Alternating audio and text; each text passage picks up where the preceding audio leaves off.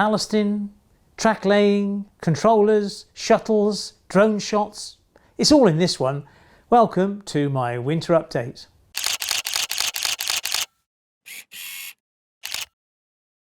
Hi, welcome back to Chadwick Model Railway. I'm Charlie.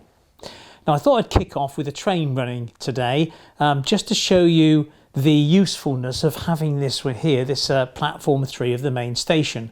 So let's look over towards the branch line station, or where it will be, and my little bubble car.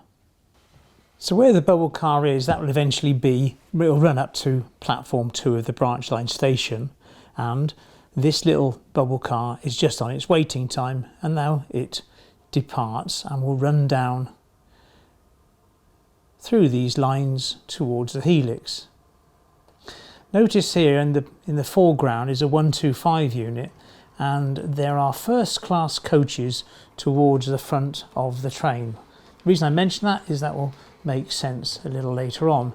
Now this bubble car zips across over the viaduct, goes through the cutting and starts to bleed its speed off.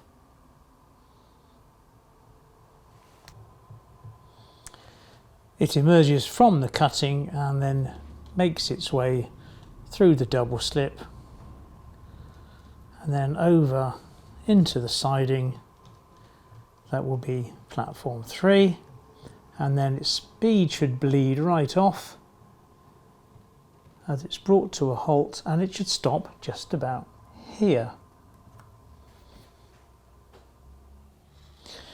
It will then wait 10 seconds and then it will run back in the other direction.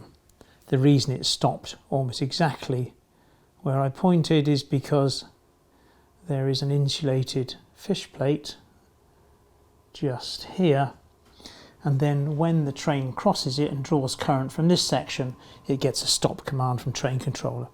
All straightforward, and yeah, if you're into that sort of thing, there we are. Now this isn't a shuttle because it's not coming back on the exact path that it took, because it's now on the down line rather than the up line. And I mentioned down and up line, and also the fact that this 125 unit has first class carriages towards the front. It's because it was a question that was raised by someone in the last video. In the UK, generally speaking, the up line goes towards London and the down line comes away from London. And if you're aware that first class carriages, when they pull into a London station, the first class carriages will be at the front of the train, so first class passengers have less of a distance to walk. Part of the privilege of paying for a first class ticket, but there we are. And then our little bubble car has now been up to the branch line station, platform 2, and then comes along and joins the main up line here, and then heads back towards its platform 3 in the other station. So that hopefully makes a little bit of sense, in that this is an up line because it goes towards London, and that is a down line because it comes from London. What actually happens between a train that goes, say, from Bristol to Manchester, I haven't got the faintest idea, but hopefully someone will let me know. And now our little bubble car should stop in exactly the same place. Notice I've used spring-loaded buffer stops because some locos, well, they're stopping in the right place, but I just don't have the same sort of trust until I've mastered the beast that is train controller.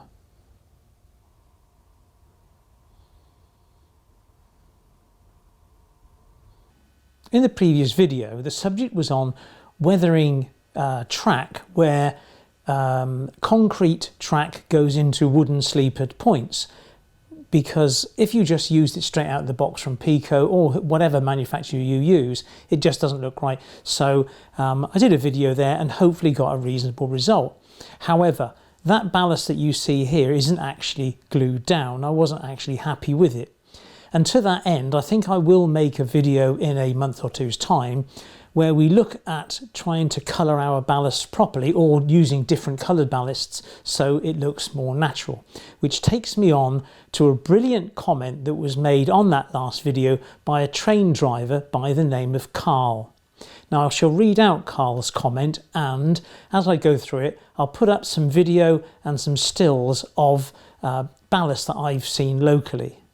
And Carl writes, on the subject of ballast colours, there can be so much variation. Quite often you will have a running line in each direction, up and down, but the ballast was brought over from different locations on each running line when replaced. As a driver, I see this a lot. For example, the Melton Mowbray line has extremely noticeable variation.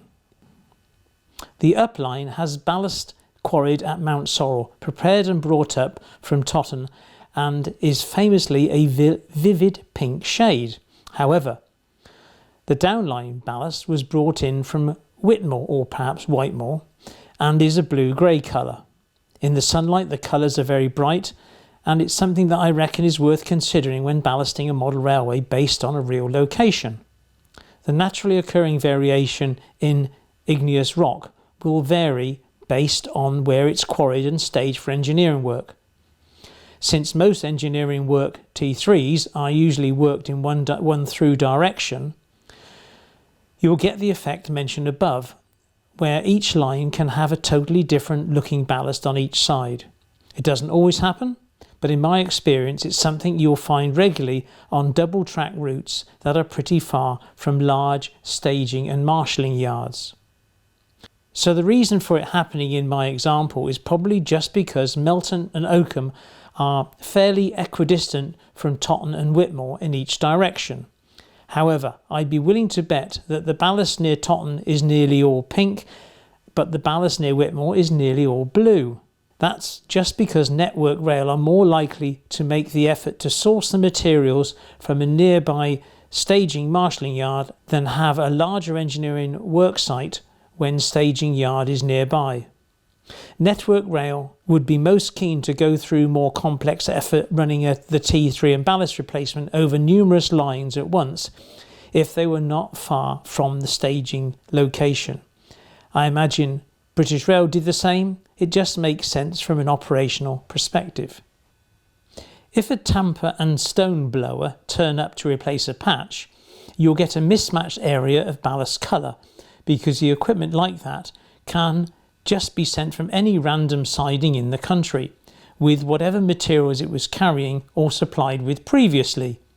You can see that in Charlie's picture in the station, although I suspect that it's a wet bed repair where the discoloration probably just comes from chalky mud being brought up from the drainage under the ballast.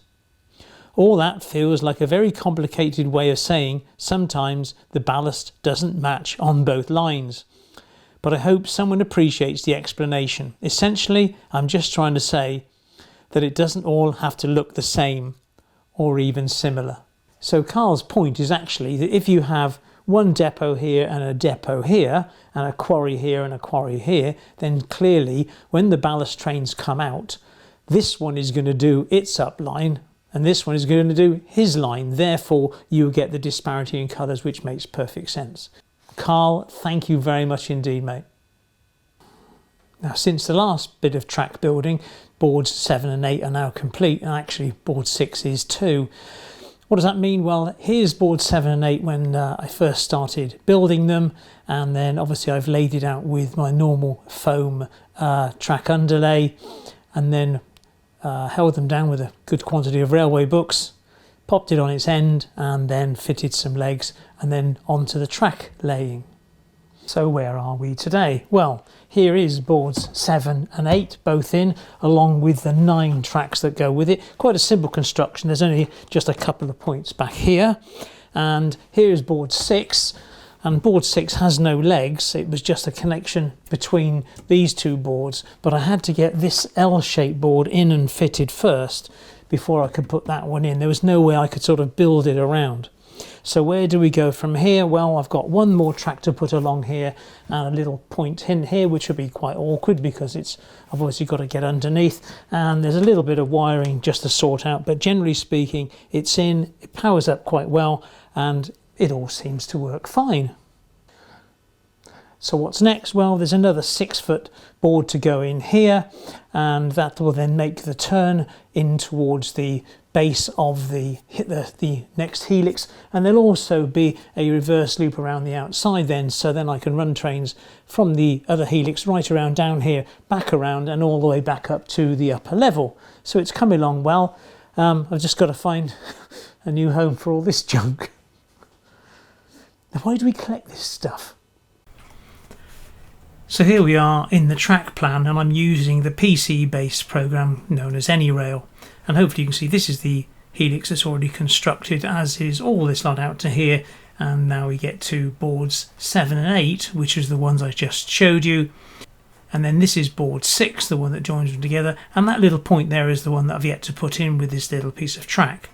Once that's complete, we go on to board 9, which is basically 28 inches wide by 6 foot long, and this will be constructed at the same time as this board here, which then leads at long last into the helix area. This is a very useful program. It shows you all sorts of things. You can take away the board edges, you can put in the dimensions, everything in here is extremely useful. It really is a decent program, well worth investing in. My thanks of course go to Lee, who is my track plan guru. I would like to say that I designed all this. Clearly I didn't. So now let's look at what rolling stock I bought since the autumn.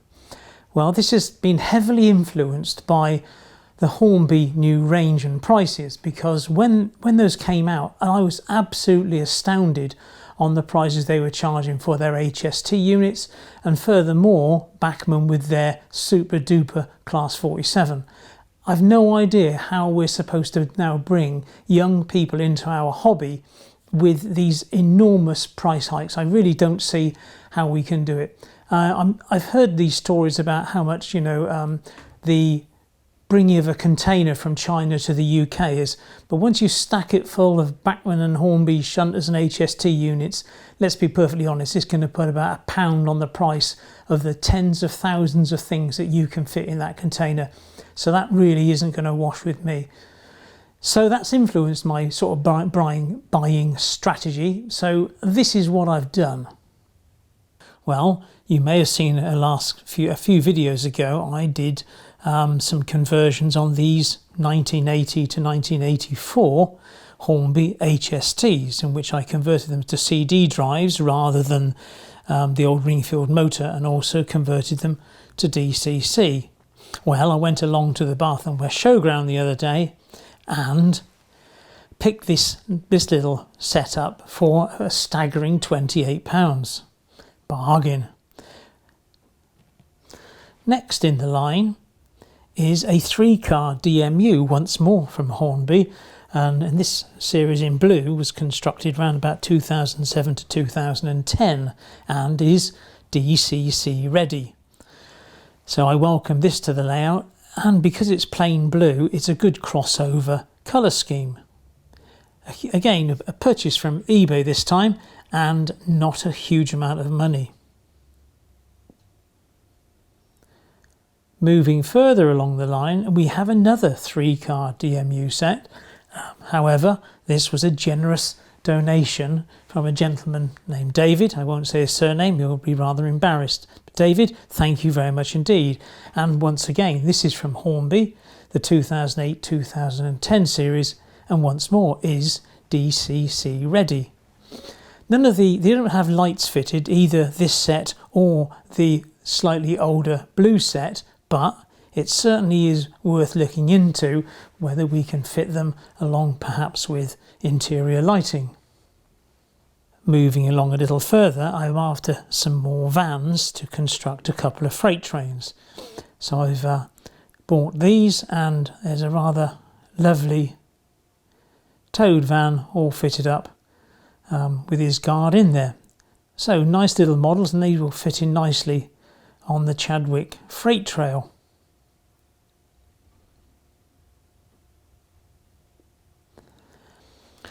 And finally, we have these 8 Blood and Custard Mark I coaches from Bachmann. And sadly, one of our members from West Camel Model Railway Society had died, and as is traditional with our club, is we took all his rolling stock from his widow and gave generously for it, so that she doesn't have the dreadful task of trying to move on all this sort of stock when she really doesn't know the true value. So that's my major purchases since the autumn update. Now, if you're ever wondering how I know so much about when these locomotives and coaches and all this stuff were produced, it's not rocket science. There's a book. Well, actually, there's a 2-volume book, but sadly, this latest edition is edition 8, and there hasn't been a new one. This is Ramsay's British Model Trains Catalogue, and in these books, they are absolutely brilliant. They've got all the details, whether it's DCC ready, fitted, all the wagons, all the sort of stuff that's worth knowing, you know, when you're trying to buy something and you're not too sure whether it will be suitable. And if I can ask one thing to, and I think this is produced by BRM, is please issue an updated version, even if you have to leave out all the rolling stock and just go for a locomotives only edition. It would be so much appreciated by tens of thousands of us if it was reasonably priced. It's such a good find, this stuff, you know, and traditionally I cover it in post-its. I'm not one for computers and going on PDFs and marking them up. I just want to find where the HSTs are or where the warships are, and these books are absolutely beautiful for it. If you see these at a model railway show, snap them up. It's just occurred to me that non-UK viewers of this might not know what I was on about when I said about first class coaches. Well, here in the UK, the first class accommodation in a train is always denoted by a yellow stripe above the windows. If it's red, it's a restaurant type buffet car, and if it's just plain blue, then it's second class for us mere mortals. That way, as I said, that the first class accommodation will always arrive in the London stations first, and that way the kind of how unkind. The wealthy people who can't walk so far, perhaps, to the gates, get the privilege of a shorter hike. They're going to love me. Sorry about that. I clearly had a fit of the gills. I'm extremely grateful for a gentleman by the name of Patrick who contacted me and asked if I had a list of all the videos I'd produced, to which I smugly said, no, I don't, I'm sorry. And he said, well, I'll do you one and I'll do it in a spreadsheet. He's done this, and there's a couple of pages to the spreadsheet so you can put in, so you can look of which videos specialise in which subjects. And to get access to that spreadsheet, all you need to do is go to the Show More tab, scroll past all the items for sale, get to the bottom, and then there you will find the link to a Google page which you can then open and download that spreadsheet if you're interested. But if you go to there, download it, and then you want to search for something like, I don't know, trees, how to make trees, then hopefully my how to make trees video will pop up, and you can find some advice if you choose to follow it. But anyway, thank you, Patrick, for that, and hopefully it will be of use to the subscribers. Now, I've also been concentrating on some of my wiring in as far as the accessories are concerned, because what I was using originally were these type of small 12 volt DC transformers with this little, I think it's a 3.5 inch jack or something they call it on the end of here. But it wasn't ideal, and what I was finding, I was getting more and more of these sockets. Here are 12 in these two 6-way extension lead blocks. But I came up with another idea of buying these type of laptop transformers. So here's two that I fitted earlier, and they're just wired up quite straightforward. And then I take the power from here into one of these 12 volt DC, as I've labelled it, terminal blocks. And there's one here for the fiddle yard, and then one up here for the branch station area. That way I can segregate them. And then to fit in the back of the DS64s, which can be fed either by a pair of wires or by one of these type of plugs, I can simply cut the lead off, feed the lead from the 12 volts DC into the back of the DS64, because rather than hard wiring it, if I get a problem, I don't know quite what's going on, I can just simply pull the lead out at the back of the component and turn it off, rather than getting a screwdriver and having to disconnect the terminals. However, some things do need that type of terminals, such as the BDL168s, and again I can just stick a pair of terminals on the end of there and then feed that back into the accessory, the 12 volt DC accessory terminal block, that way making things all nice and straightforward.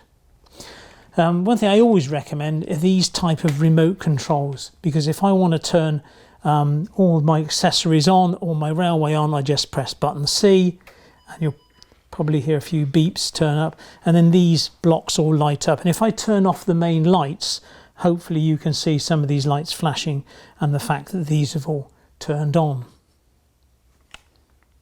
So that's my progress with the track wiring, and I've repeated this over underneath the main fiddle yard boards, and I will do the same as I sweep around to the other side. Keeping your wiring as simple as possible. I mean, I find it's never easy, but I come back and revisit it and think, oh, there was a better way of doing that. And luckily, such as this cable here, I've left some slack in it because I'm not quite happy with the way it's routed, or perhaps the cable size itself. I mean, this is 1602 and it needs to go to 24 or 3602 really to beef it up a bit. So this is just a temporary wire put in whilst I'm doing my testing. Anyway, these things here, nice little asset. And then you can just test them before you install them to make sure you've got, a good 12 volts DC on them, and that they are sufficient to meet the needs of your accessories. Now the final segment might not be of interest to everybody, but I couldn't get one of my trains to stop properly, and it's because it has two power cars. So I'll bring up my reverse livery Pullman for you to have a look at, and I'll explain what was going wrong. So as you can see here is my reverse livery Pullman at the top of the helix. There's two power cars and 4 coaches. And as I say power cars, I don't mean there's a trailer car. There is a motor and a sound decoder in both ends. The couplings are these fancy Bachmann ones that are, let's say, somewhat fragile to take apart. So all I shall do is bring this into the station so you can see how long it takes for it to stop. So now, as it makes its way up the incline, it always blows its horn as it goes into that block there across the viaduct. And we're at speed 80. And now I'll turn the speed off completely now. So that's her just running down now on speed 0.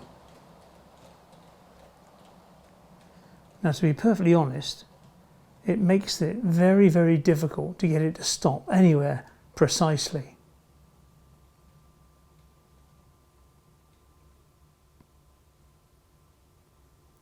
And as you can see, it's still running on. And it's stopped. Now it's taken almost 2 meters from turning the speed to 0 to it stopping, which is clearly an acceptable distance for how I wish to run this particular train. Now most people would say, well, bung it on the programming track and change the CV. Not quite that simple. Here's my programming track. It's about 1 meter long, and you can do your program, you can whiz it up and down a little bit and it does the job. But this train is somewhat long, and I don't really want to take it apart every time I want to change a CV. Now, I'm not a complete whiz on all this DCC stuff, but there is a method known as POM, programming on the main. So you can adjust CVs on the tracks whilst all the rest of your locos are still on there, which strikes me as a worrying thing, because if you adjust the CV on, say, this one, you might adjust the CV on every other one. Now, if I turn to the Digitrax manual, which is clearly no easy read, and you look in the index for programming on main, well, you've guessed it, it's not in there. These manuals aren't written to perhaps the quality they might be. Anyway, there's always an expert around, and I was down at McKinley last week filming, and there's a gentleman there who works with David called Ian, and I said to Ian, by the way, Ian has forgotten more about Digitrack stuff than I will ever know. I said, Ian, how do you program on the main? I'm up against it here. And he says, quite simple, and this is how you do it. Now, the first thing you need is a cheat sheet, as it were. So this is a list of all the CVs and lots of other guff. Now, I know the deacceleration rate is actually CV4, and that's what I need to do. So how do we do it? Well, here's the clunky old Digitrack's controller, and we need to bring up the loco. So it's loco, and I've called it 251 because it's a class 251 loco, and there she is. Next thing to do is we need to program it. So if we press the program button, and you want to keep pressing it until you get to PO, as in PO program. Then on this knob here with the Digitrack system, you need to dial up CV4, and then on the other knob, the value that you require. Now this is a bit of a trial and error game, really. These are Zimo decoders in this one. I'm not really all about on Zimos, so I'm going to start at 30. So there we are. So CV4 to the value of 30 going into loco 251. All you need to do then is press enter. It should say good and then exit. Enter, good, exit. Beautiful. Right. Let's see if it works. So here we are, just as before, coming across the viaduct.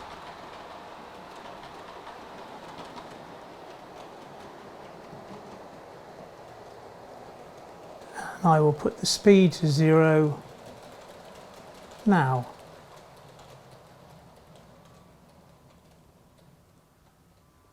Beautiful.